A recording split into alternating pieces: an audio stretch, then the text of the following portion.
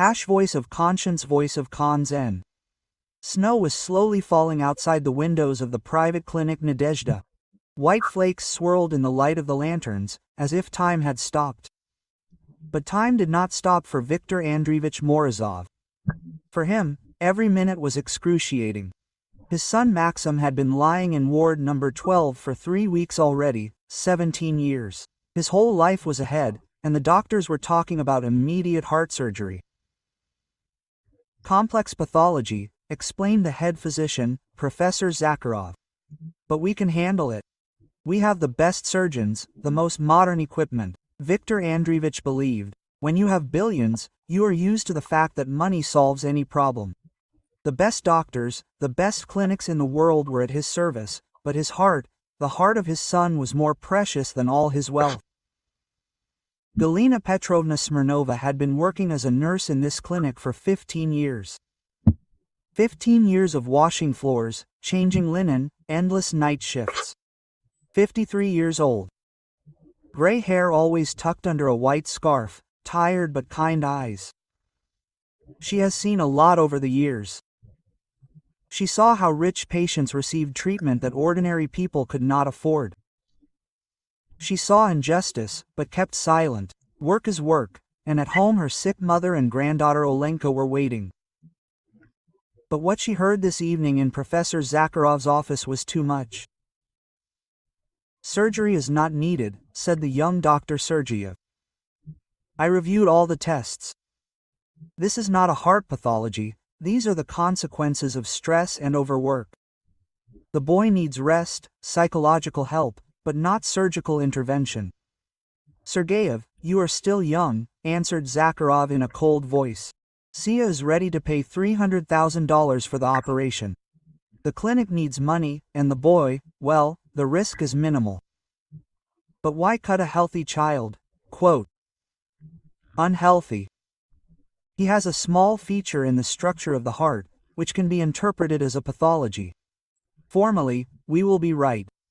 Galina Petrovna froze with a bucket in her hands. Her own son had died 20 years ago from a heart defect. They couldn't afford an expensive operation then. And now she hadn't slept all night. She lay on a narrow bed in the utility room and thought that she could. A simple nurse against a professor, against the entire system. And in the morning she saw him. Viktor Andreevich was standing by the window in the corridor, looking at the snow.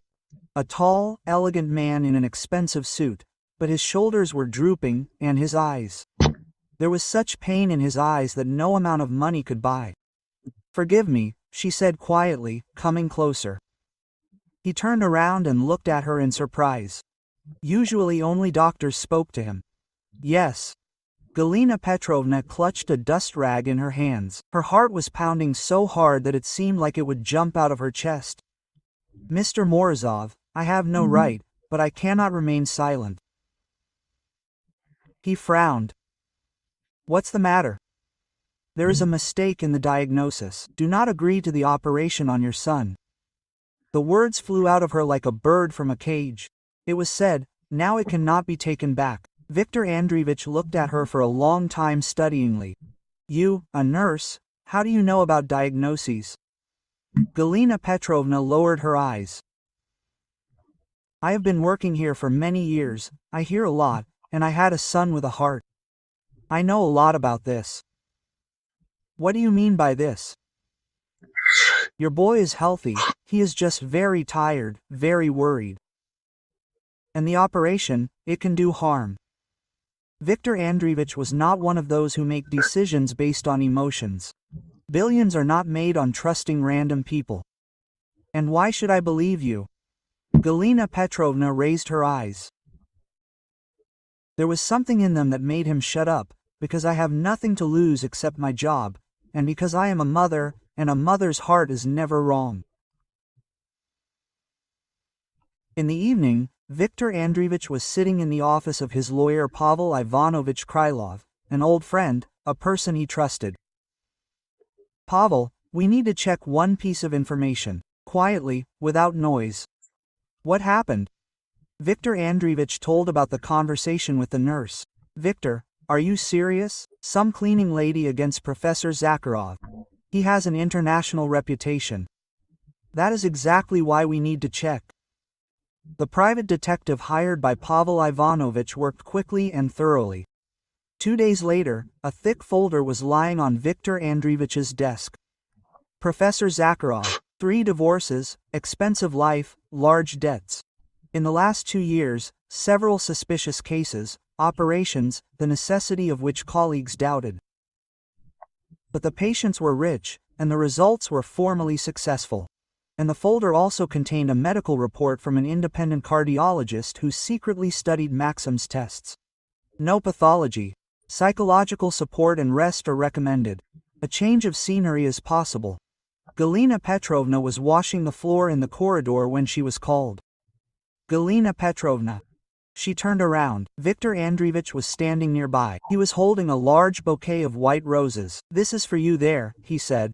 "Just for me? What for?" "For saving my son's life." She did not understand.